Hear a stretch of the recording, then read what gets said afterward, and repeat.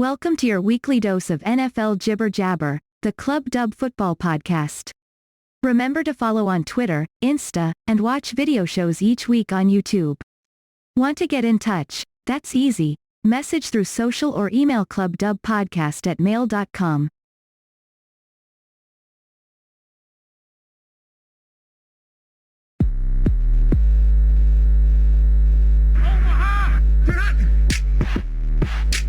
Welcome to the Club Dub Football Podcast, where the only question is, does your team make it into the club? Can he get in? No, he cannot! The guys are ready, so let's hand over to Rob Rose, JB, PB and Aldrin, and get on with the show. Hi, gents. Hi, Rob. Another week of an NFL season has rolled around. We've got a really exciting week to look forward to. No small part based on the fact that we have a triple header for Thursday night football with Thanksgiving quickly. It feels like it's come around so quick this season, but then with 17 weeks, maybe I just need to pace myself a little differently for this NFL year. But anyway, before we get into all the exciting stories and our predictions for the week ahead, let's go around our virtual room and talk about what we thought of the week just gone. And you know where I'm heading first? Aldrin, kick us off. What are your takeaways from the last week in the world of the NFL? I think it was exactly the same as every week in that nobody could predict it. There's a fair few ups and downs in there. Random teams pulling out great performances, and then a few stinkers from good teams as well. So, yeah, pretty much par for the course this year, I think, isn't it? Par for the course in the bonkers season that has been the NFL. Yeah, I mean, the only thing that you can say is the closer we get to the playoffs, I think the more exciting and the more open it makes the playoffs. It does feel like anybody could beat anyone on their day. It's a pity, actually. A couple of teams seem to be getting it together and you wonder if it might be a bit too late. But yeah, a bonkers week in the NFL. Aldrin's takeaway, I can only agree, and I think most people would. JB, what were your thoughts on the week just gone? Kind of the same, and to kind of harken back to something that we talked about on Sunday during Red Zone when we were watching the Texans play. We kind of remarked that the Texans felt like an any given Sunday team, as in a team that could roll out and on any given Sunday they could walk away with the win. And it feels like an any given Sunday season. Like, I've evolved a thinking past asking every week who's good, although Rob did have to put up with me asking that multiple times again during Red Zone. It's so difficult to pin down any team that you, I think, now could look and say, yes, they're going into a game and I'm absolutely confident 100% that I can say what the result is going to be, or even what kind of game it's going to be. I think there are some exceptions to everything. With respect to everybody in Detroit and everybody who follows the Detroit Lions, you pretty much guaranteed that's going to be a loss for the Lions. But is it going to be a blowout? Is it going to be a close game? Is it going to go to another tie? There are so many questions about so many teams. And it's both incredibly frustrating and incredibly fun to watch. Yeah, my little addition to your point, Jamie, is I know we've had a few of these absolutely nuts weekends where you just couldn't pick a score or a winner or, like you say, what type of game you were about to witness. But I did think the quality of the game, I thought there was some really entertaining games this weekend. I think primetime games have been pretty good all year, but I think that Chargers-Steelers game is again another, I mean, in a lot of other seasons, that would be right up there as a real standout. But we've been really spoilt with the primetime slate so far this season. So I'm with you as well. PB, what are yours? For me, it's just echoing what everyone else has said as well. I think it's an absolutely crazy season. You know, you can't pick who's going to win, can you? Well, I mean, we struggle to every week, but we have done from the start. But it's, you've got your two kind of top two seeds, top seed in the NFC, top seed in the AFC, and you think, wow, they're, blowing people away every week. And then the Packers go and lose to the Vikings on a last-second field goal. And the Titans from nowhere lose to the Texans, who've looked absolutely horrendous every week since they beat the Jaguars in week 1. So it's almost like nobody wants that first week bye in the playoffs this year. It's absolutely crazy. But one note for me on the weekend, and the big thing for me, I think, is with the Bills loss to the, where are we? Bills Indianapolis Colts. Thank you, Phil. Colts. Sorry, I'm trying to block that from my mind with the game coming up this week. With the Bills loss to the Colts and the Patriots win on Thursday Night Football, the Patriots are top of the division again. So their rebuild lasted all of a year, half a year, and they're right back up there with it. So it's as we talked about on the pod, I think 2-3 weeks ago, it's a real good turnaround from Belichick there. Yeah, you've got it's one of those things that you would imagine Bill Belichick pays no attention to at all, right? If you were to ever put him in a media kind of setting and ask how he felt about Tom Brady winning that Super Bowl. But there were so many stories last year about, look how Brady's doing without Belichick and how Belichick's doing without Brady. And I think there must be a huge sense of satisfaction with what Belichick's doing, particularly as it feels like he's doing it his way. Cam Newton, being replaced and actually, leaving, to be replaced by Mac Jones. I think it just has Belichick's fingerprints all over it. And to, have a little bit of a fast forward to what's coming on, I've picked the Patriots game this week to talk about because I think there's a really interesting story happening at the Gillette. But yeah, mine, I mean, again, it's very easy to kind of say that it's bonkers and it's nuts. And it is. But I think one of the things I'd want to point out is within that madness, there are a couple of really good stories there, like the San Francisco 49ers. I mean, that is a real turnaround. I mean, if you were to, be looking at them 3 weeks ago, you'd probably be looking at them similarly to teams like the Seahawks at the moment and maybe even the likes of the Jets, teams that you could really see having a kind of hapless, spluttering run to the end of the year. And all of a sudden, you beat the Rams, they've got that swagger back, and they just seem to have found a certain recipe. And for as much as there are crazy results, there are also some teams who are very quietly starting to straighten, things out and starting to steady the ship in a way. And I like teams like the 49ers, the Panthers have done it in the last couple of weeks. The Vikings all of a sudden, could just be the type of team that could be a threat in the playoffs.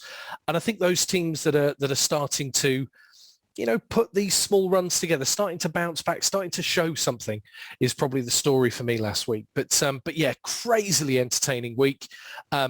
And cannot wait really for the slate of games we have this weekend because so many of these teams on the up find themselves meeting up against so many of those teams who seem to have gone off the boil, which makes this week just as hard to predict as all the others recently. So with that, let's throw ourselves into this week of action. And with Thanksgiving week, Aldrin, who have you picked out as your game of the week, please? So I've gone for what at the start of the season you might have predicted two strong playoff or Super Bowl contenders being, and I've gone for the Buffalo Bills against the New Orleans Saints.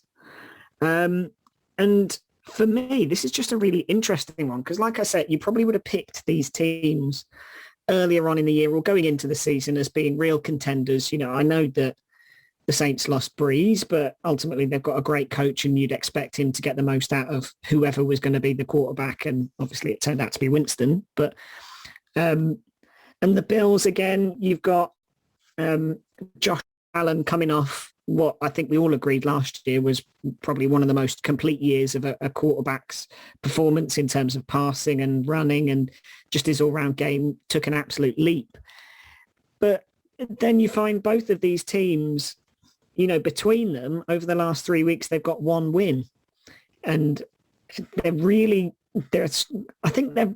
struggling in both offense and defense. Certainly the Bills, I mean, I'm going to ham it up because it was the Colts that gave them an absolute drubbing, but ultimately they were really off the pace. Ultimately the Colts put up 45 points and won really a canter, and that certainly isn't the way that Josh Allen's led his team. I think he was uncharacteristically poor, aside from a couple of routine touchdowns when the game was almost gone. He was off the pace. and the defense didn't really do anything to slow the Colts. And then on the other side, you've got the Saints, who were, again, really, really poor.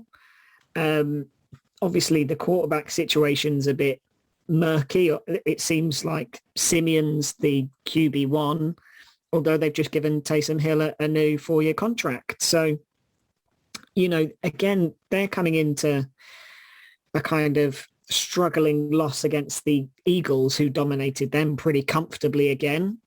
I think both teams, both the Bills and the Saints, really struggled against the run in this last week. So, I just think it's a fascinating matchup of two teams you would have been expecting to be charging towards the playoffs, yet both a bit spluttering and a bit struggling. I think it's really interesting. Oh, sorry, go on.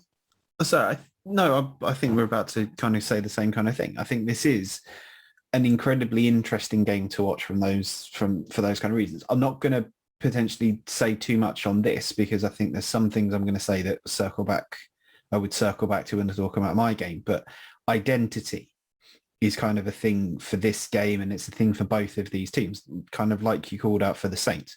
Who are they? Who is their quarterback? Are they going with Trevor Siemian? Are they going to ride Taysom Hill now they've given him this new contract? Have they been going with Simeon because Hill's still coming back from that injury? Maybe this week, as he's now rested, is he going to be from there? From the Bills' point of view, who are the Bills? Because they're not who we saw last year, and they're not who we saw the year before either. And if we take the year before being the, not the bad Bills, but the less good Bills, and this last year was the good Bills, this year is the who are the Bills. So, yeah, I think it's a good game to watch. The weird thing for me is, so on the one hand, you make a really good point, Aldrin, that, when you're an NFL franchise and you're playing your third string quarterback, admittedly a guy who has had, a limited experience as a starter in the NFL, but when you're playing your third string quarterback, typically good things don't happen, right? That is kind of a general rule of thumb. But when you're playing your third string quarterback ahead of your second string guy, and a guy that went into this year believing he was competing for the starting job, it does seem strange. I mean, I like how they use Hill. They've kind of used him as a short yard runner. They've obviously used him, as a kind of creative quarterback, for these kind of trick plays particularly. And this season they've started to use him more, just as a wide receiver. But it is an odd one with the Saints. I think, with Jameis Winston going down, it certainly changed their plan A. I think Simeon does some really nice things, actually. Looks like he's throwing better at times than I thought he did in Denver, throwing a little more off his back foot. But the weird thing about it is, I don't know, I just can't really see how the Saints believe they're going to compete. And that seems to me, to be very much, very unlike Sean Payton. You imagine with Taysom Hill, you have that low floor, but you have a pretty high ceiling. The guy's shown in those brief, whether it's those plays he's come in for, that brief run he had as a starter last season, he can move the ball and he can get that team playing well. So you do wonder what the thinking is around Simeon. Maybe this is an opportunity for him to win the starter's job next season. I think it's unlikely, but ultimately, who knows? But for as much as I've talked down the... Oh, go on. Sorry. No, I was just going to say, I think as well, obviously they've got so many injuries on offense. Kamara's been missing the last couple of weeks. Thomas out. They've not got the receiving core. So I do wonder as well whether, whilst they've got, average receivers, whether they're leaning on Simeon as more of a traditional quarterback and arguably slightly more accuracy than Taysom Hill brings, although he brings that other dynamic. I do wonder if that plays into it as well. Yeah, I think Simeon hasn't really... I think maybe Sunday was the first game that he did maybe underperform. And I think even then he flashed, there were some nice throws he made in that game. The weird thing is, though, for all I would talk the Saints down, I think actually they match up pretty well against the Bills. And it's something you just said, Aldrin, about the Bills can't stop the run and the Saints can't stop the run either. But ultimately, the Bills can't run the ball. I mean, when you think about the Buffalo Bills running the ball, it's typically Josh Allen scrambling. That's the first thing that comes to mind. I think the Saints, even, if you imagine a Kamara-less attack, are just better set up to run the ball. That said, just a quick point on the Bills, and it's only a quick one. Maybe this is, in a way, just typical of the type of NFL season we're having and what we've just described in our recap of last week.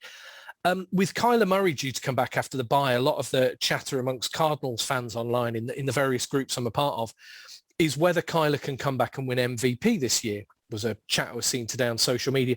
And currently ahead of him in the odds is Josh Allen. Now, I can appreciate Lamar Jackson might be ahead of him, and I can appreciate that, Tom Brady is probably part of the conversation. He looks, like if we believe what he says and he believes that the Bucs' best football's ahead of them this season, maybe he does force himself into that conversation.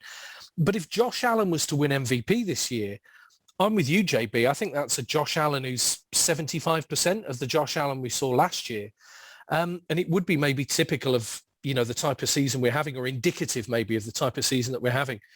Whereas, there are some high ceilings, but some very low floors for pretty much every player and every team. Do you not think with the Saints that maybe it's just the whole Taysom Hill experience has run its course a little bit? It's maybe an interesting kind of Swiss Army knife kind of thing for them to have when they had a arguable Hall of Fame quarterback under center, but now they're struggling for who their next quarterback's going to be, and Winston was arguably putting up a good case for it until he got his injury. But I think it speaks volumes for Taysom Hill that before the season, there were some corners calling for him to be the starter, and bets were made that he would be the starter by a certain point in the season. But it speaks volumes that they've got their third string in Travis Simeon, who has never really shown anything, rather than giving the ball to Taysom Hill. Now, maybe that is down to his kind of recent injury problems. I don't know, but equally though, they've doubled down on him. They've just given him a new 4-year contract, so it's not like they think that experiment's over. Do you know what I mean?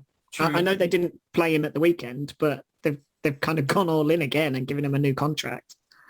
I mean, that was exactly what I was going to say, Phil. I mean, I would be with you if we weren't a few hours away from them just giving him a new 4-year deal. Yeah. The only other thing, and it's only a quick, that you said arguably a Hall of Fame quarterback, Drew Brees there's no argument there. He is a first ballot Hall of Famer and an absolute bona fide legend of the game. But yeah, it is an odd one, isn't it? There is something that doesn't make sense, I think, for me looking outside in with the Saints, and it sounds like there is for all of you. And the Taysom Hill point, yeah, it's odd, isn't it, to play a third stringer over your second stringer if he's healthy enough to play wide receiver. Why can't you have him under center? I can't figure it out either. With the Bills as well, they've been very up and down this season, haven't they? And it's a strange one. They got smashed by a Colts team who are only 3 weeks removed from trying to lose as much, trying to throw the game as much as possible against the Titans, with Wentz throwing the pick six from his own end zone and all that kind of stuff. And the Colts looked horrible and out of it. And then they've gone on a win streak. And now, was it last week we had the conversation about them potentially topping the division, and we all laughed it off. Well, if the Titans are going to go and lose to the Texans like they did there, who knows what can happen? And obviously 5 wins out of 6. Thank you, Phil. 5 wins out of 6. And obviously the Colts have got a tough game coming up, but who knows where that leaves. The Bills are, as much as any team right now, you don't know how good they are. I think when we think of the Bills, we're basing on how they performed last year as being one of those kind of top 2 teams in the conference. But actually it's so up and down. They're so inconsistent. And I think part of that is down to the run game. They've got Zach Moss and Devin Singletary, and neither of them are really pulling up trees, are they? So for me, I think we've all gone for the Bills in this one, I think, haven't we? I'm not sure, but I don't think the Saints have shown enough to kind of challenge the Bills here, and I think the Bills are going to bounce back. So with that, I think Phil's kind of given the game away slightly, but Aldrin, that the next question I'm going to ask you is who, and also why, for which team are going into Club Dub, please.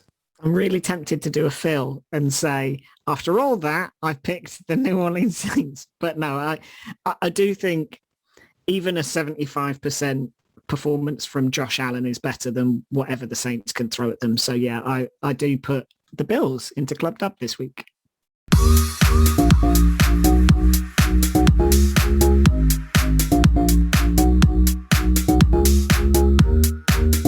Buffalo Bills, the first team in Club Dub, very nice for them. And do you know what? The weird thing I was thinking there when you were all talking about the Bills is even with as up and down as they are, would they still be my Super Bowl favourite from the AFC? And do you know what? They're probably as good as anyone else, aren't they? I mean, I think the Colts are making an argument, the Patriots, the Chiefs, have turned it around the last couple of weeks. The Chargers even this weekend. Derrick Henry's going to be back in early January. That's really? The talk now that he's ahead of scale. So I think if, you give Derrick Henry a 2 or 3 month rest or whatever, 2 months rest, coming into the playoffs, I think he'll be a different animal than maybe he was the last couple of seasons. Still got to make it to the playoffs, Phil, after they get bulldozed by the Colts on their way past them. But I think you both make the right point. If you can get in the playoffs, who knows? Particularly I think the NFC is slightly stronger, but who knows? So yeah, the Bills first in Club Dub, and that means stronger. It's what? The NFC is massively stronger. I wouldn't have said massively, but I am with you. I mean, Aldrin at the moment on our video chat is shaking his head as a Colts fan. I don't know, JB is a Steelers fan. No, he's looking quite passive at that comment. I do think the NFC is a slightly stronger conference this year. I think there are probably 4 or 5 teams that you can pick out from the NFC and put in the AFC, and they'd comfortably win that conference. It's my bold claim. I'm not against it, actually. I'm almost tempted to say name them. Bucks. But, yeah. Cowboys. Yeah. Cardinals, Rams. Yeah, those are probably the 4. And I mean, that's before you're even mentioning the pack. Yeah, all right. Packers, yeah, I think I'm with you. I don't think we've got an absolutely universal agreement on the NFC superpowers, but yeah, I'm with you. I think it is the stronger. But with the Bills in, let's move on to our second game. And that means, JB, I'm flying over to you. What have you picked out as your tie of the week? Well, it's a nice segue as we were just talking about the NFC, because we're going to talk about the NFC and we are going to talk about the Battle of Washington-ish as Washington State's Seattle Seahawks travel to the Washington football team. And this is, and I previewed a little bit of what I want to talk about here when we were talking about Aldrin's pick, because this to me is a game that again is all about identity and primarily who are the Seattle Seahawks, because I don't think anybody knows. We're coming off a game at the weekend where Pete Carroll is saying, it seems to be a mystery to us to how to score points. When Pete Carroll doesn't have the faith in his own players and is pretty much openly coming out and admitting it, you absolutely know that you've got problems in that organization. You've got none of the creativity that you see from Russell Wilson at all. And yes, he's absolutely Wolverined himself back to full strength to be able to come out and play. But you're not seeing any kind of sparks of creativity. They're not getting anything out of DK Metcalf aside from the joke of getting thrown out and trying to come back in again. And the defense kind of looks weak.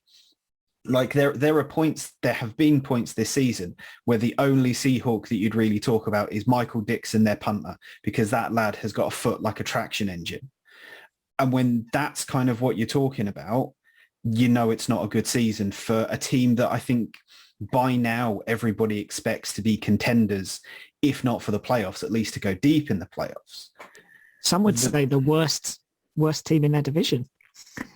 Some would say that. Some people might have made some bread-based betting on that. But for the football team, they kind of started out, I think, not knowing who they were. I think Taylor Heineke has taken a bit of time to kind of grow into that role. I think the discussion of Ryan Fitzpatrick coming back and him potentially feeling like, well, I've only got this job for a certain number of weeks before I have to give it up to somebody else probably didn't help. Kind of injuries as they've gone along, I think losing Chase Young is a big loss for them. But kind of last week and through flashes leading up to it, we've seen the kind of team that I think Ron Rivera is going to get the Washington football team to be. And that is kind of a a bit of a smash you in the face kind of team. They're not going to be pretty. They're not going to score an amazing amount of points. They're not going to be somebody like the Rams or the Chiefs of old. They're just going to be, look, we're just going to absolutely grind it down, and we're going to make mistakes. Look, we saw that with the fumbles and the interceptions and everything like that we've seen. But ultimately, they're like, it doesn't matter, because the next series we'll come back out and we're just going to go again, and we're going to go again, and we're going to go again until eventually we beat you by attrition, because we just won't stop. And that's a good description for how the Seahawks used to be. It used to be that kind of just, we're just going to run at you and run at you and run at you until you can't take it anymore. And the Seahawks have lost that. And maybe the football team have found that attitude.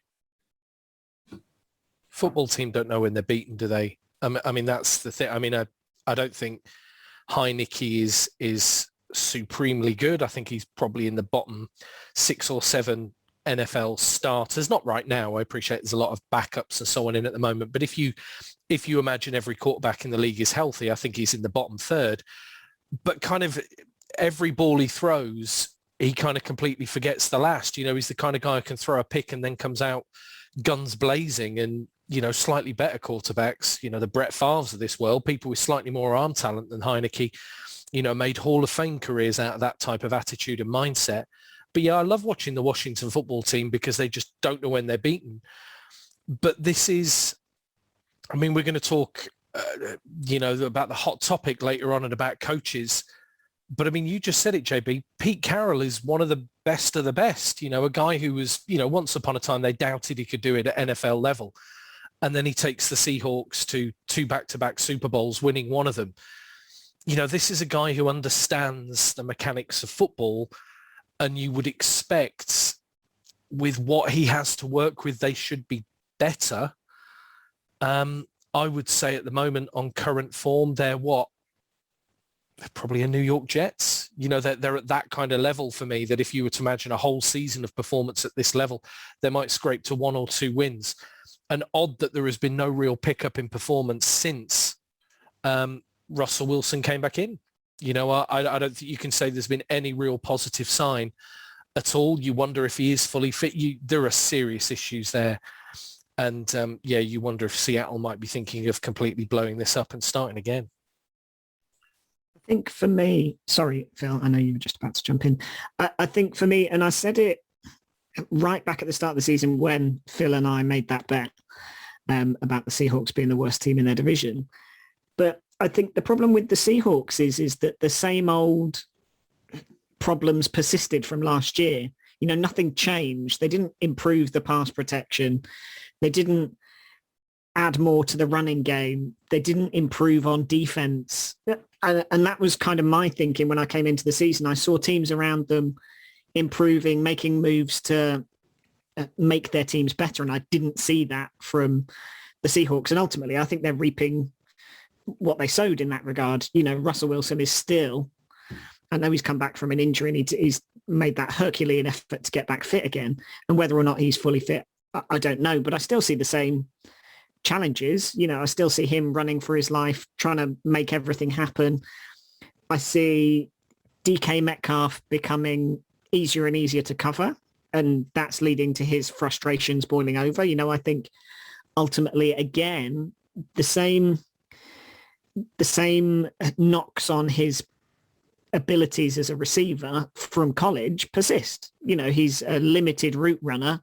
Ultimately, he's got an incredible set of physical attributes that make him brilliant at that, you know, straight line speed and ability to go up and get the ball. But that does make it easier to cover with when you've got better corners, and people are shutting him out of games, and he's going into those games boiling over and getting frustrated. So I do think the Seahawks are exactly where I expected them to be. Washington, I'm pleasantly surprised. Like you guys said, they don't know when they're beaten, and Heineke, despite being a bang average quarterback, like you said, just throws himself headfirst into every play and gives them a chance to win. And I think if they get some of their players back fit, I'm trying to think of the receiver that they've basically missed all year. His name escapes me. But they've got a few key wide receivers that they could get back. And I just think McLaurin is such a stud. That guy is an absolutely top tier receiver in an absolutely terrible offensive scheme, really. And, despite them not knowing when to quit. But yeah, I think it's a tough matchup because that Washington defense is unforgiving. I know even without Chase Young, they are still a real menace to offensive fronts. So it's going to be another long game for Russell Wilson, I reckon.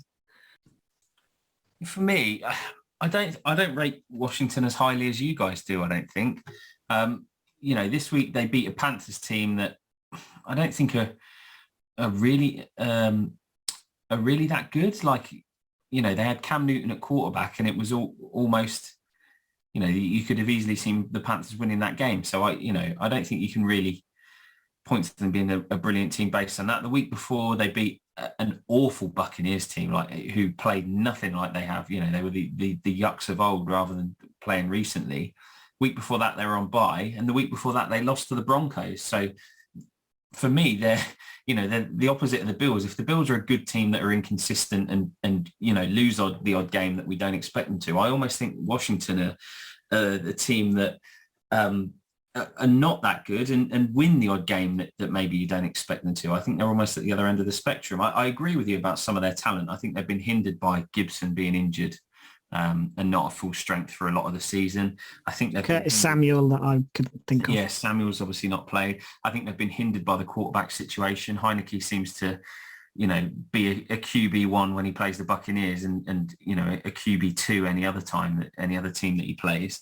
I've not been massively impressed with him in relief of Fitzpatrick, and I half expected him to go for Newton when he became available, but there we go. So yeah, for me, I think this, I'm plumping for the Seahawks in this one because I don't think the Seahawks are going to continue to lose and lose and lose and lose. I think they still have enough good playmakers to make it happen. Russell Wilson needs to channel Mr. Unlimited rather than, Mr. struggling with an injury. Less catchy. I like what you did there, though. I was going to say that just rolls off the tongue. I know. But I think, they just need to get their playmakers back playing. DK Metcalf needs to get back in the game. Wilson needs to kind of get himself together. I agree with you that they've not fixed their problems. The offensive line, he's still having to run for his life and you're never going to be successful when that's the case. And much like other teams, like we mentioned for the Bills, they have no running game really. They've not got a solid. I think they've suffered ever since they lost Marshawn Lynch, really, and they've not really replaced. That was part of what their threat was built on. They had beast mode at running back. They had an amazing defense, and maybe the defense carried on for a few years, but they've not replaced that running threat really. And I think that puts more pressure on the passing game, and it's easier to defend against. So I don't think this is going to be a classic. It might be a high scoring shootout, but I don't think it's going to be by any means one for the football purists. But yeah, Seahawks for me. See, I think there's a lot of good stuff you guys have pulled out there. I think your point about Marshawn Lynch, Phil, is kind of to Aldrin's point. I think they have lost star players. And I mean, look, you can't really replace Lynch very easily, just like the Titans can't replace Henry easily. You have these superstar players, and when they move on, you have to adapt. And it almost feels like the Seahawks haven't. They're still playing football as if they've got superstar players at corner, and superstar players at running back. And actually all they've got is a quarterback doing his best in a really bad situation. But anyway, JB, you have picked a game full of intrigue and interest. You now need to tell us who's going into Club Dub. After weeks and weeks of the calls to let Russ cook, I think it is maybe time for someone to have a new recipe book in Seattle, because I am picking the Washington football team to leave Monday Night Football with the win.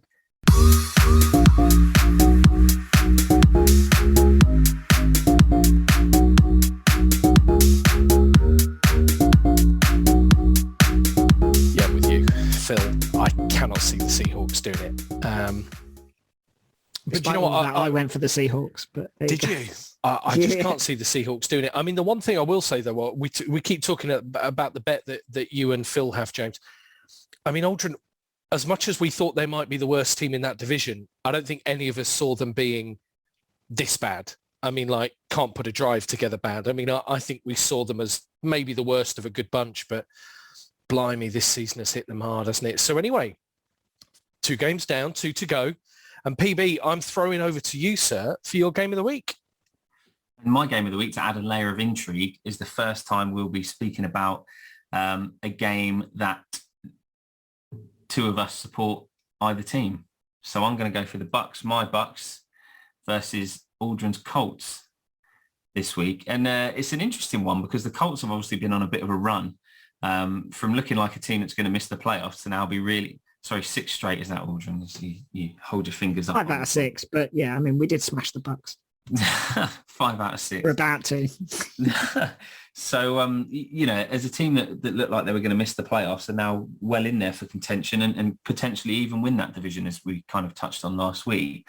And then you've got the Bucks, who didn't win a game for 3 weeks, which is, unusual for them over the last 2 seasons, albeit they had the bye week. They had 2 rough losses against the Saints first.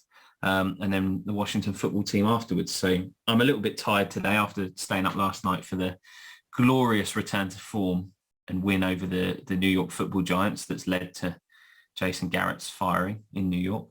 But for me, this is a real contrast of styles, this game. If you look at the team defense, Bucks are 4th in yards allowed. So they've allowed the 4th least yards so far this season. Colts in 19th, albeit Colts have played a game more because they haven't had their bye yet. But I think the real twist for this one is when you look at passing and rushing yards. So the Buccaneers have allowed the 17th or are 17th in passing yards. So they're bottom half of the league in terms of passing yards allowed. Colts are 7th. If you flip that round to rush yards, Bucks are 1st. So they've allowed the fewest rushing yards this season. The Colts are 20th. So the Colts have got a strong pass D and a not great rush D, and the Bucks have got a strong rush D and not a great passing D. So then when you flip that on its head in terms of looking at the 2 offenses, the Bucks are probably strongest in the pass when the Colts have got the better pass D, and obviously Jonathan Taylor makes the Colts tick when the Bucks have got the best run D in the league. So it's a real contrasting game of styles, and I think it's going to make a real interesting chess match. To see what happens. Aldrin's making me laugh. I apologise. You might have said, keep it light, Phil. Right, composure. So for me, it's whether the Colts pass D can... I just laughing because I'm going to say it again.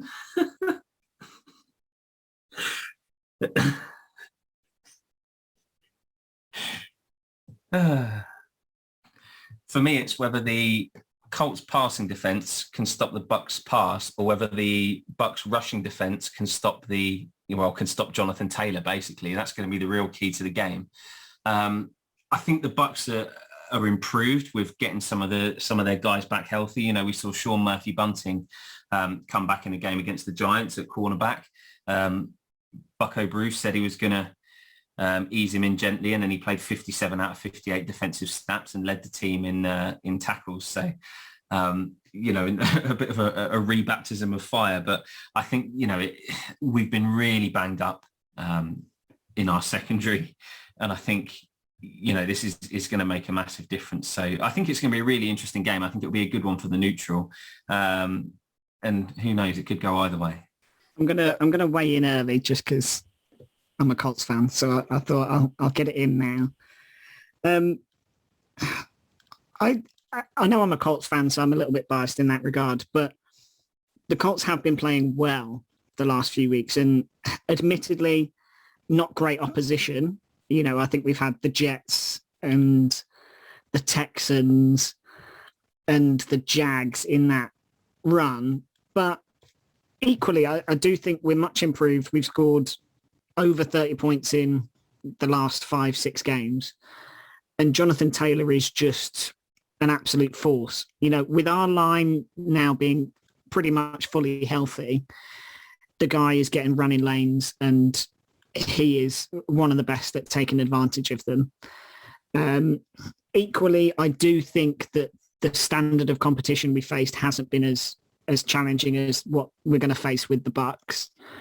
And that does concern me, is our ability to stop Tom Brady is going to be really tested. And that does worry me. You know, we're pretty good across the middle of the field, you know, with Leonard, and he leads that defense really well, but our cornerbacks can get exposed at times. And that would be my big worry. But I do think it'd be a really close matchup because, you know, we're coming in with almost a blowout win against the Bills, and we'll come in full of confidence. And the Bucks, maybe it carries on their shoulders a little bit that they've been very up and down. And maybe we're just in a good spot to keep our run going. But I think it'll be a really close game. I don't know how I feel about this one because it's interesting, and I think it will go a long way to show what kind of shape teams are going to be in at the end of the season. I think the Bucks have looked shaky the last couple of weeks. At times, sometimes in for game-long stretches, other times just in spots in an individual game, whereas the Colts have looked better and much more consistent and more powerful kind of as they've gone on. They've kind of got that old Joe Riggins kind of thing about them. They just get stronger as the season goes on.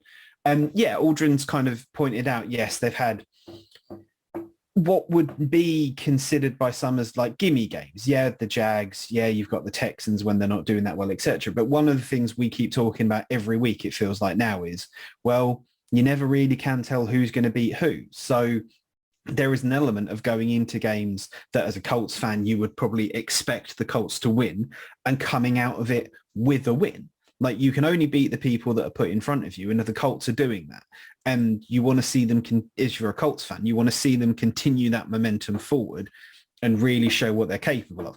I think sort of saddling up Jonathan Taylor is absolutely the reason why I think that guy is absolutely out of this world at the moment, and they just need to continue to do that. I think it's a little bit of that Tennessee Titans philosophy. Ride Derrick Henry and wait and see what happens there. So you've got to hope that this run for the Colts doesn't get impacted by the same kinds of things there. But I think it'll be good. The Bucks just kind of need to be a bit more consistent, really. They're like, much was made sort of in the off season of how many starters, how many players they're bringing back. And at the start of it, it kind of like, oh yeah, this kind of looks like they've just picked up from where they left off before. And it hasn't maintained that, but no team's really maintained that for the entire season. So it's not maybe necessarily a Bucks problem. It's a league-wide problem, just that like there's some voodoo going on or something like that. What the Bucks need to do what the Bucks need to do this week is just stabilize that and just go back to that big, bombastic, Tom Brady-led offensive performance and let the defense just do the talking with their actions rather than anything else. It's good. I would probably say this has got the makings of the best game of the week on it. Yeah, I haven't got a huge amount to add. I think you've kind of nailed that, JB. I think the most interesting thing about this particular tie this week, and you kind of touched on it, Phil, is I think this could come down to coaching. You know, it's about who's going to game plan best for the opposition. And for everything you've described, PB, about those kind of differing defenses and offenses and how those puzzle pieces might fit together, I can't see either team being held back. You know, I can imagine both teams putting good amounts of points on the board. So I think, yeah, who's able to adapt and make those changes, who's able to, you know, change it up mid-game, and also a bit like that Bucks-Washington game you referred to, turnovers could be critical. You know, you imagine, you know, one of these teams winning the turnover battle, that might be all it takes to take one over the line. It's a tough one, I think. I think it is, as you've all described, probably the better team at the moment in my mind is still the Bucks. I think the team who feel more on a roll, more, you know, the team with that momentum seems to be Indianapolis. But yeah, genuinely could be the game of the week. You know, I wouldn't doubt it at all. But let's go back, PB. You've got to put one of these teams in Club Dub. And as you've picked a team you follow, I'm waiting to see if there's a shock on the cards here. Who are you plumping for? I think for me, I agree with what you say, actually. I think the Bucks have probably got the more talented team. I think the Bucks have got the better quarterback, but I'd say you're right that the Colts are in a more consistent run of form at the moment. I guess we'll see how Jonathan Taylor stacks up when he's got Ndamukong Suh and Vita Vea landing on him. And that's going to be interesting to see. I guess it just depends, how many guys the Bucks get back healthy. I think having Gronk back this week made a massive difference as well. We mentioned Sean Murphy-Bunting, but Gronk being there is just a dependable, safe pair of hands for Brady to dump the ball off into. Really worked out well. Our running game got going a bit more as well. Rojo got a touchdown. It's his first touchdown of the season since the Patriots game all those weeks ago. So I genuinely could see this go either way. But obviously I've got to go with my heart over my head and pick the Colts. Good work. Yeah, Colts. I'm going to put the Buccaneers in Club Dub this week.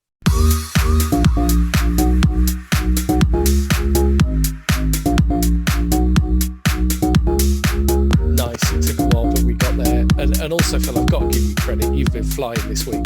But when describing Sean Murphy-Bunting as having a rebaptism of fire, I'm having that. I've never heard that phrase before.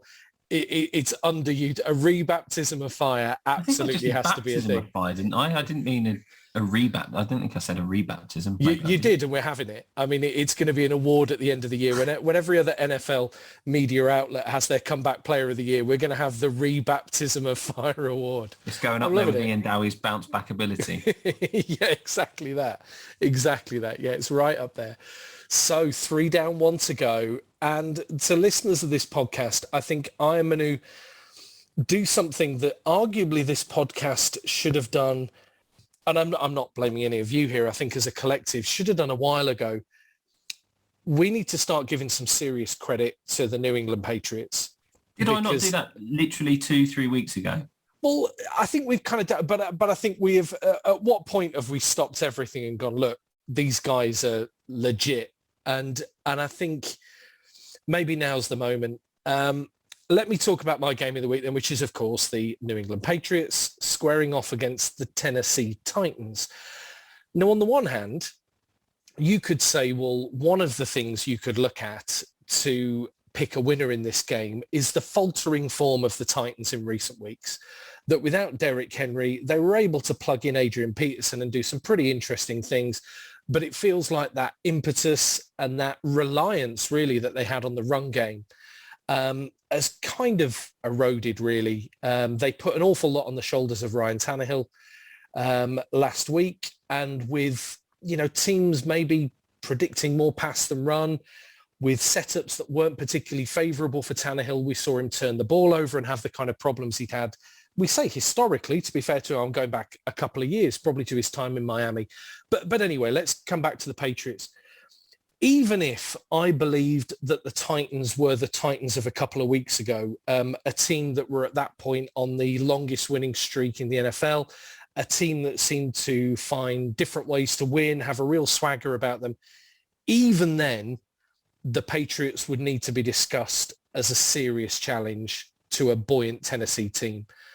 Because what the Patriots have managed to do, not only without Cam Newton, but obviously Gilmore moving on, what they've been able to do is rediscover that identity they have on both sides of the ball. Now, on the one hand, the defense is pretty easy to talk about. Bill Belichick makes defenses and game plans against offenses in a way that we have probably never seen from any other coordinator or head coach really in NFL history. Within those game plans, he also finds brilliant way to build pressure on quarterbacks.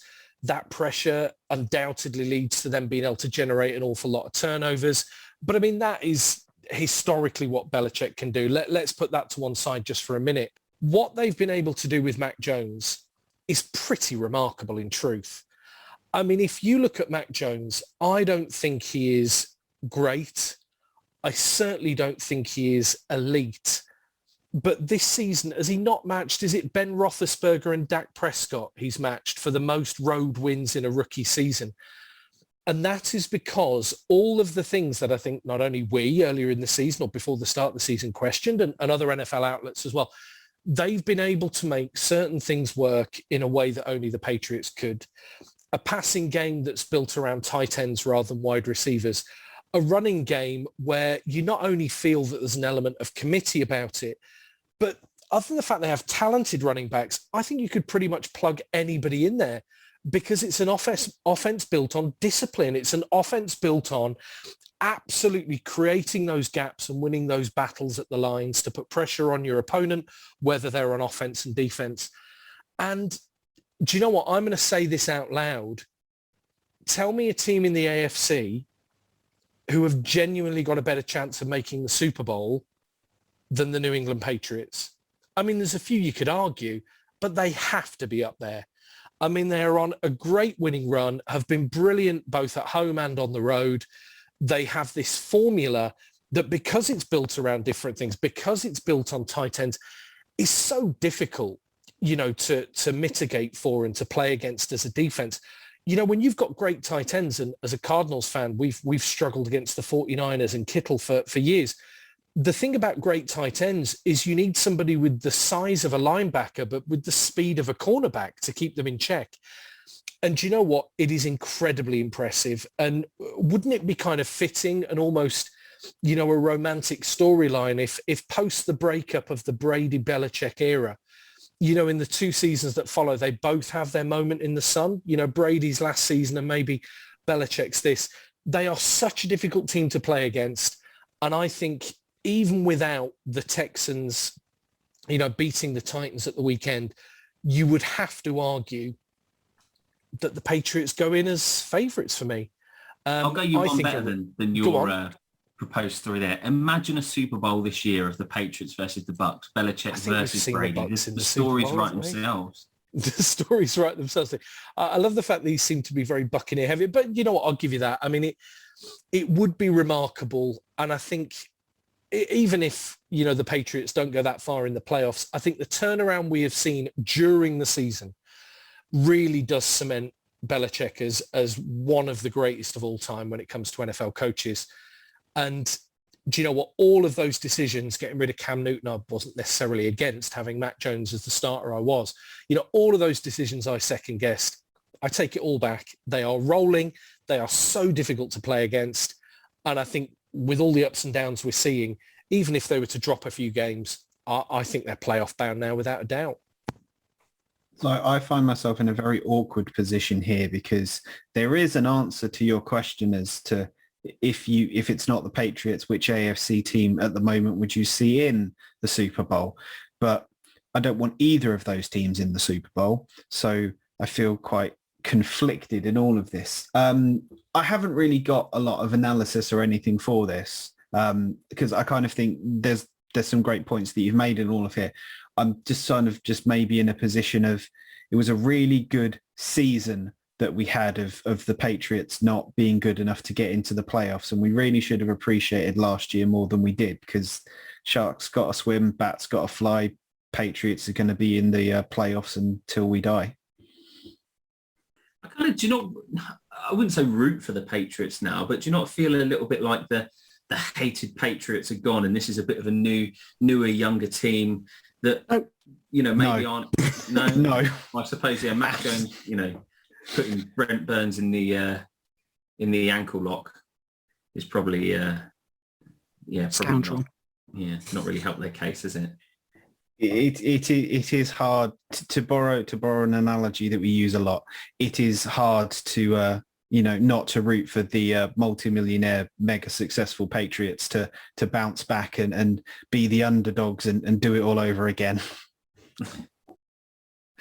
I mean, for me, I just think the Titans are exactly what I thought they would be without Derrick Henry, and that's bang average.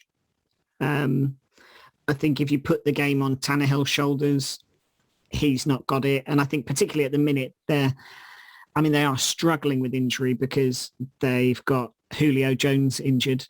Who would have thought that after his last 3 years on the injury list?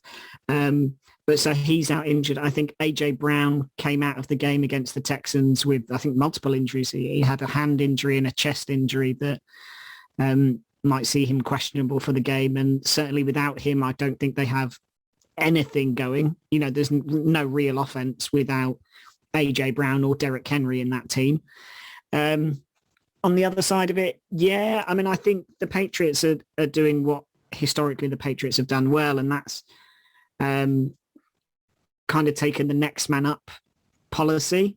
And I think that just runs throughout the team. You know, like you said, Rob, the running backs, you could plug anybody in there, and they would work effectively and they would score points. You know, I think they had that the other week, didn't they, when Damian Harris was out injured and then Ramondre Stevenson went off for like 150 yards and multiple touchdowns. So, you know, it's not like it's contingent on one particular player.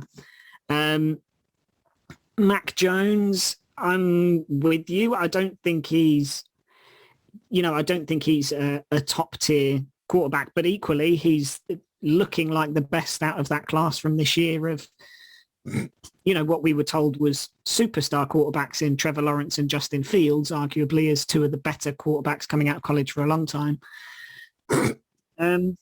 But he's playing efficient football. You know, he's not splashy. He's everything we saw at his pro day. You know, the deep balls aren't going to be great, but the short game's going to be efficient. It's going to be effective, and it's going to be almost turnover free. And, you know, that's kind of what he's been as advertised, I guess. But they just keep rolling on. And I think it's difficult to see how you stop them. You know, you said, Rob, you know, they lost Gilmore, but arguably JC Jackson's looking a better cornerback. You know, I think he looks like a better player and has kind of taken on that mantle. And again, just throughout that team, it's next man up. Whoever's there steps up and is better than the last man. So they're tough to like, but they're tough to bet against as well. They're just a team.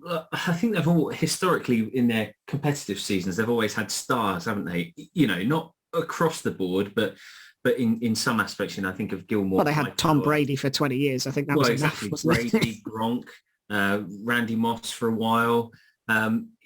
You know, there was always at least one star, and I don't think they really have that now. I think it's a much younger team, but I think they're all not bit part players is a bit harsh, but they're all not mega stars, but they're all bought into it. And I think I saw was it after Thursday night's victory, the press conference, I can't remember who it was now, going up to the podium, and then one of the other guys is off to the side, you know, dancing and having a bit of a laugh, and it's like, this is a totally different Patriots to the kind of stiff, boring, you know, Patriots that are very controlled that we've seen over the past kind of 10 or 15 years. So it certainly seems like there's a different attitude around them now. We haven't really talked that much about the Titans. I think the Titans are, you know, look like the solid number one seed in the AFC, and then get beat by the Texans. So, you know, is that a freak result, or are they going to go on a bit of a losing run now? I can't imagine Mike Vrabel's going to kind of let that lie and not give him a kick up the arse. So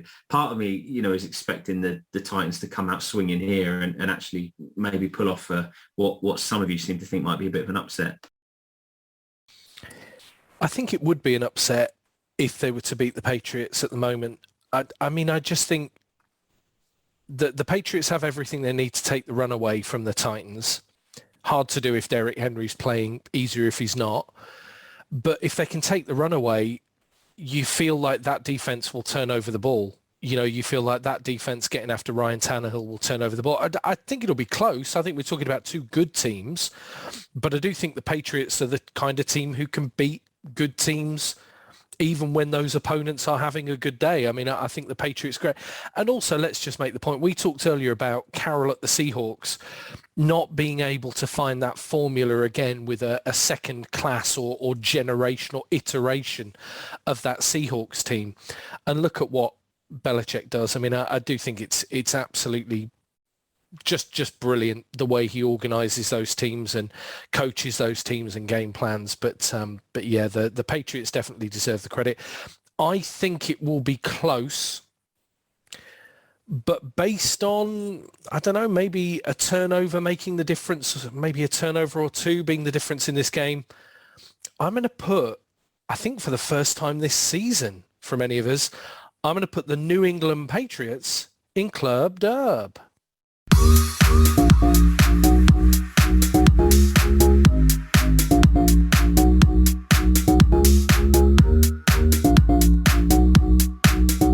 And then there were 4.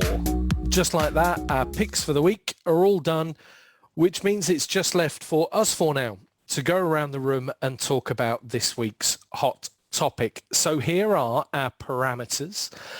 Based on the fact we've just been talking about 2, and I'll include Pete Carroll in this, I think Hall of Fame head coaches. Let's now move our thoughts to maybe those who are in slightly more precarious positions. So here's the format. We're going to remove first-year coaches from the discussion, as I think that's probably a little too easy and straightforward. But I want to know, around the room, who you think is under most pressure as a head coach and could be kissing goodbye to their job at the end of the season. We'll stick with the same running order. So, Aldrin, as part of our hot topic, who's the head coach on the hot seat for you and why?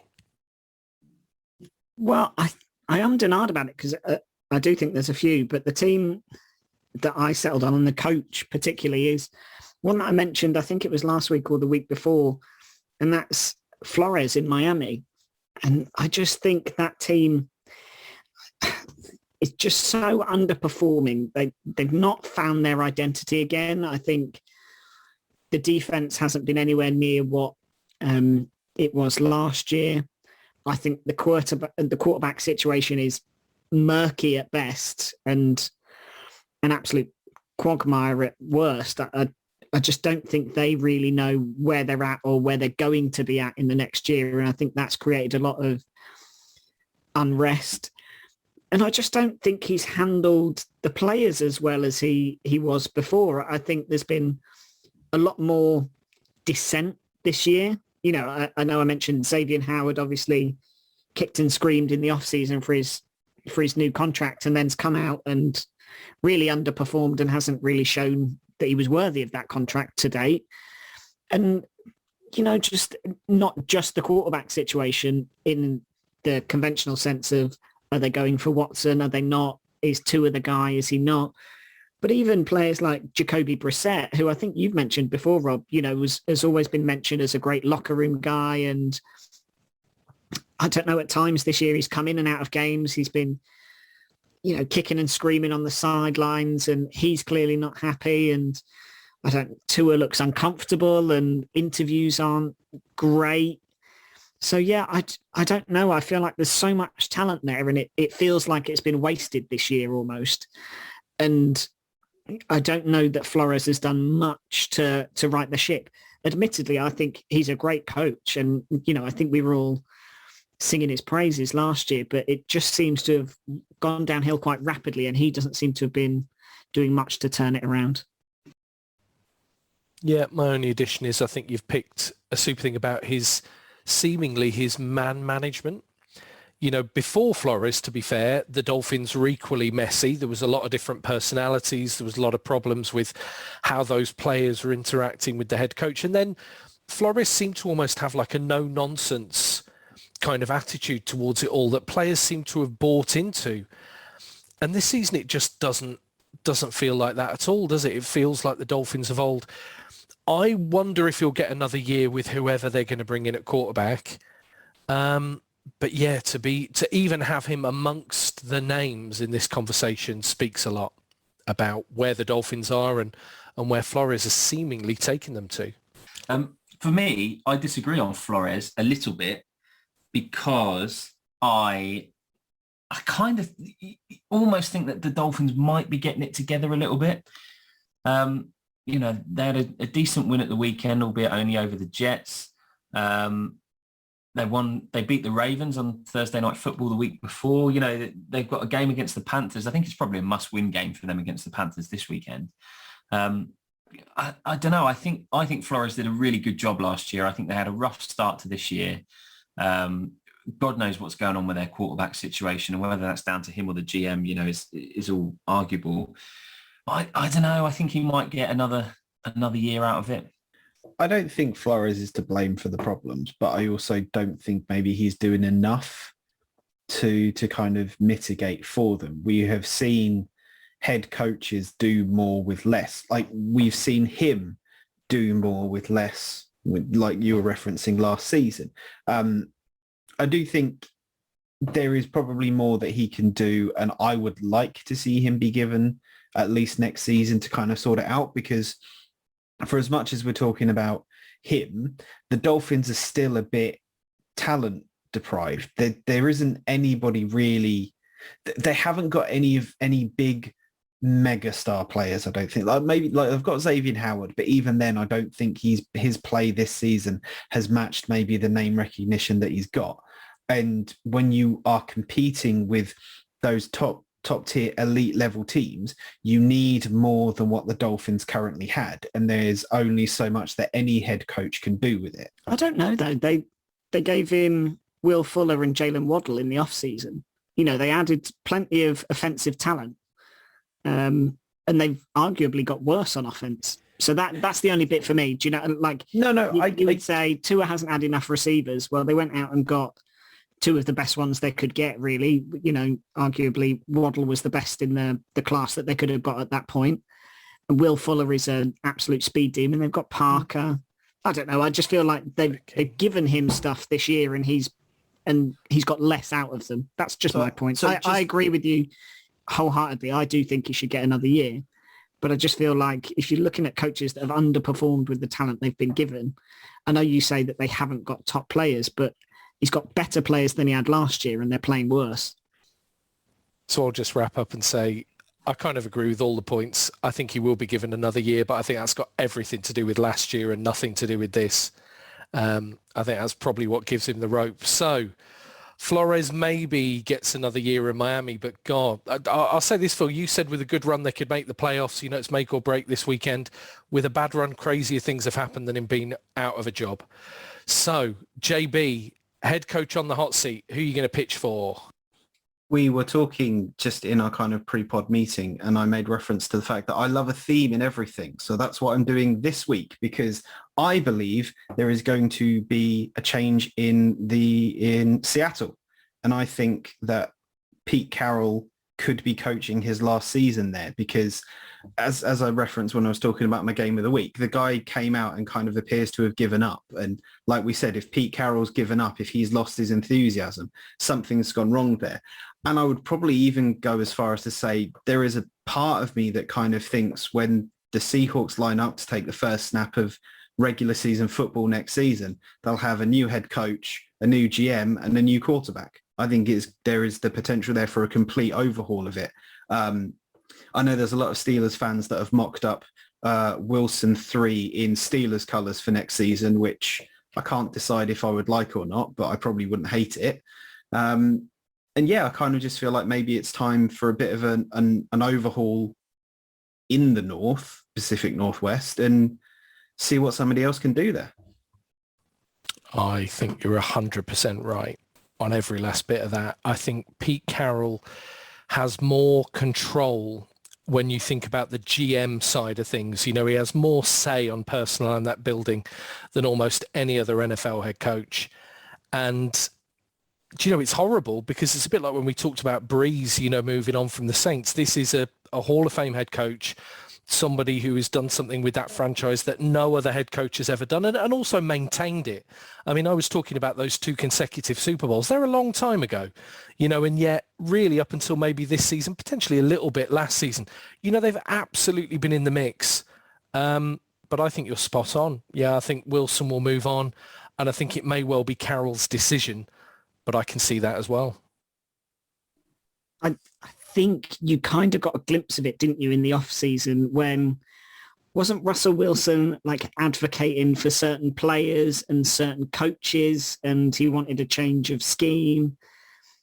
I do feel like that the kind of discontent amongst their superstar quarterback kind of built, and it never really seemed to get resolved. Do you know what I mean? Like Russell Wilson kind of, he didn't go as far as, you know, somebody like Aaron Rodgers and kick up a real stink, but he kind of just knuckled under and got on with it. But I do feel like that kind of bled into the off season. It's not gone away. the same problems remain in that he's not reinvigorated the team.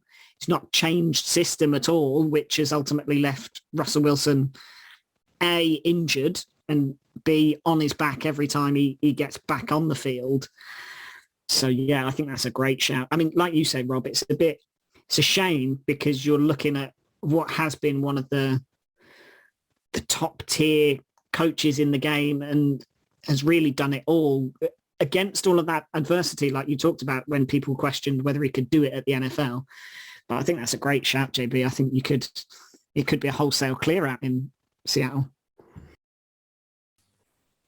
I think I'm with you. I think it has to be.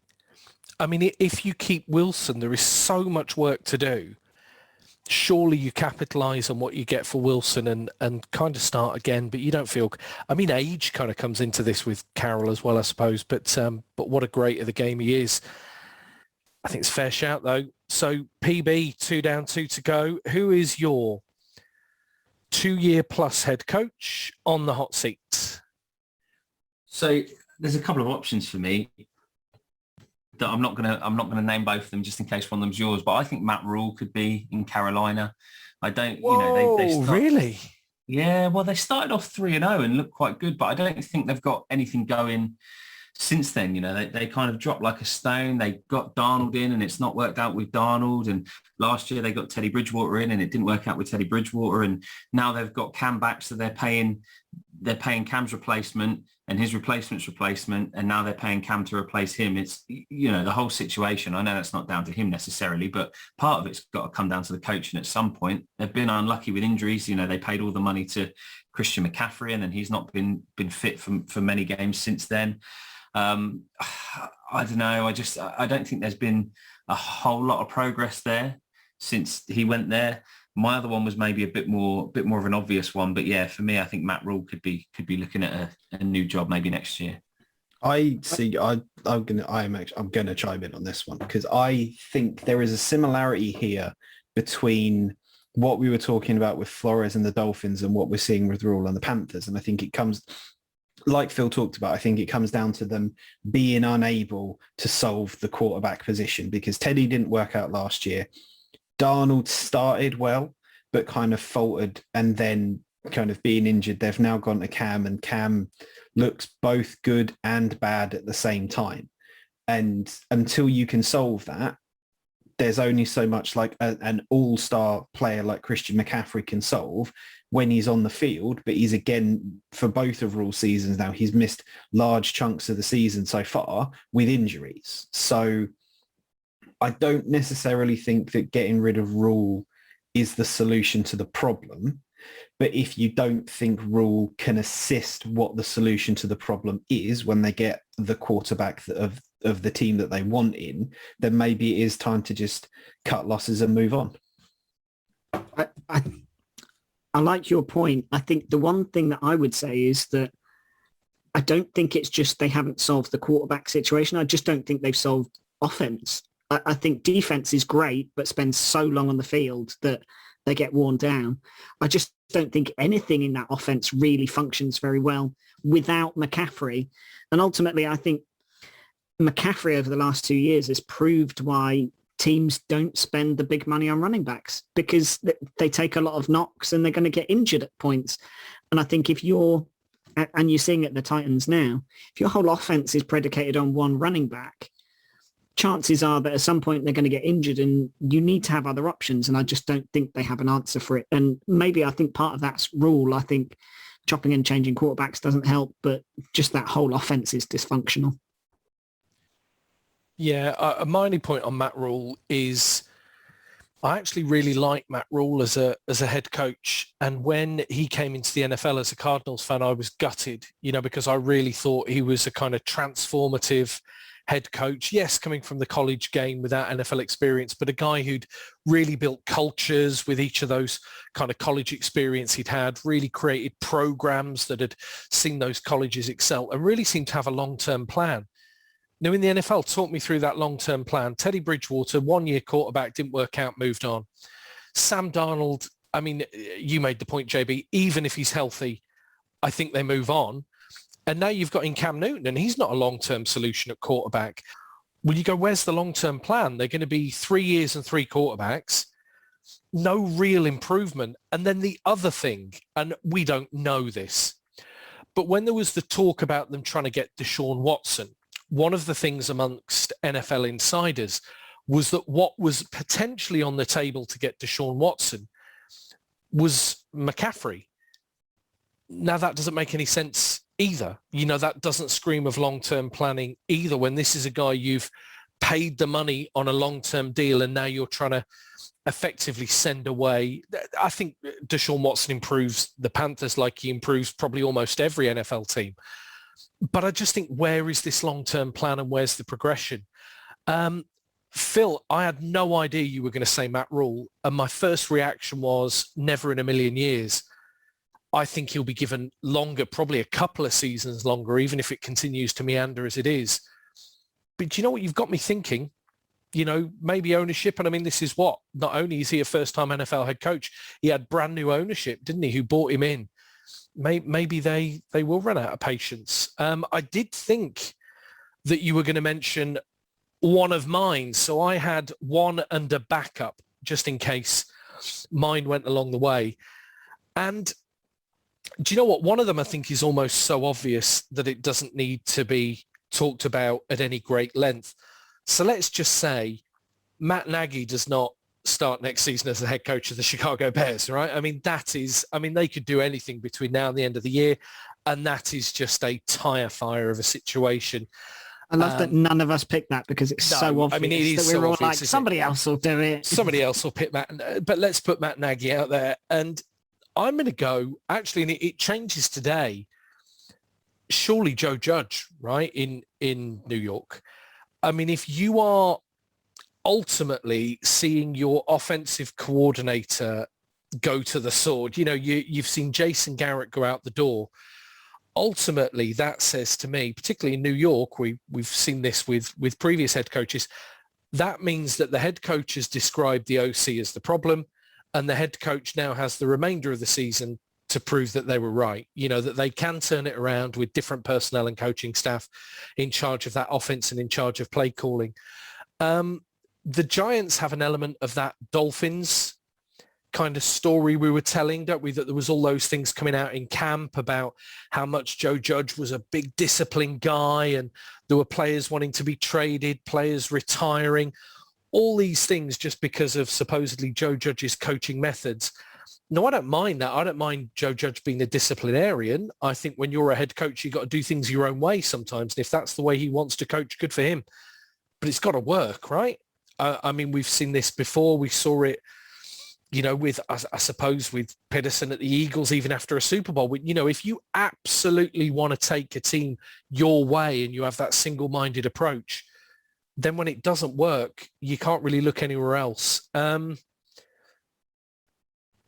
The weird thing is, it's kind of a similar situation to Seattle that you almost say, should they just start again, blow it up and rebuild? But then would you want to? That feels like the second time in 3 years and so on. But yeah, I'm going to go Joe Judge for me. Matt Nagy, honourable mention. But yeah, has Joe got enough time to turn it around and prove he should start next season as a head coach in New York? I think you're spot on with that. I think they get shot of him. And equally, I think Danny Dimes goes as well. I think that experiment's probably run its course. I think if you're getting rid of the OC, like you say, the head coach is probably pointing to that. The OC is probably pointing to the quarterback, and it's a magical merry-go-round of the blame game, isn't it? But I think ultimately you probably get rid of both and try over, realise your mistake and go again. My, as you didn't say it, my other one was going to be Vic Fangio. I think he's... yeah, that's a terrible organisation too. I think one of the, just while we've been recording, one of the things I've spotted from NFL discussion is Matt Nagy having to answer questions about the fact that he's apparently been informed that he's going to be fired after Thursday's game. So apparently Matt Nagy might not be on, if he is on the hot seat, he might not be on the hot seat ever. I think Fangio is a good shout as well. I think we have kind of talked about that frequently. I would offer the suggestion that maybe Fangio wasn't at the top of all of our minds, because what we have picked are Flores, Rule, guys who maybe have come in with some promise and have been a bit of a disappointment. Whereas Fangio has been more like, we were expecting him to be bad. He's been bad. Roll credits. Yeah, exactly that. Difficult for Fangio, though, being a defensive-minded head coach and never really having the quarterback to carry or to really properly lead an offense. But yeah, the only thing that makes me wonder about some of these, is there's not really a huge number of names that you'd want to put in head coaching positions, are there? I mean, there's a number of first-year guys that obviously we've not picked on, but I mean, I can imagine more than half of the first-year head coaches being sacked, being one and done. I don't know, maybe it's another pod where we pick through the candidates to replace them, because I don't think there are as many as NFL ownership would like, really. I mean, do you pick, from the Chiefs? Do you pick, I don't know, maybe this inconsistent season, maybe it'll mean ownership are maybe less trigger happy than they would have been in other years. But there you go, a wonderful conversation to round us out. There's our thoughts on who is on the block when it comes to our NFL head coaches. And it rounds out another stellar episode, gentlemen. Pat yourselves on the back. A job well done, I think. And all that is left to do, funny, I remember this again, right, is to go through the winners and losers in terms of our pick'em game. JB, why don't you share the scores with listenership, please? Who won last week? No, I don't think we need to do that. Don't worry about it. I really think we do. I think we do, and I think I'm almost going to get music now for this particular part. How did we do last week, JB? Take us through it. Yes, listeners, you will be aware of from his tone for the fact that for the fourth week, Rob Rose was victorious. Phil coming in a very close second. The gamble on the Jags last week not paying off, unfortunately, with Aldrin and myself still putting in a respectable 8 and 6. So on the year, that puts 3 of us at over 100 correct and 1 of us not. Sorry, Aldrin. How weird, though. I mean, I went from 4 and 10 the week before to 10 and 4 this week, and I could very easily be 4 and 10 again this weekend looking at my picks. But yeah, if you want to see what winners we've picked for the NFL slate of games across all of the ties this week, follow us on social. You can follow on Twitter, or you can find us on Instagram and watch video shows of our pod on YouTube. But gentlemen, a stunning job. Let's catch up again in 7 days' time. Thanks, Rob.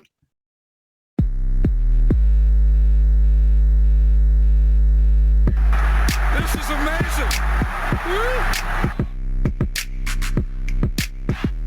Remember to subscribe and be cool. Tell your friends.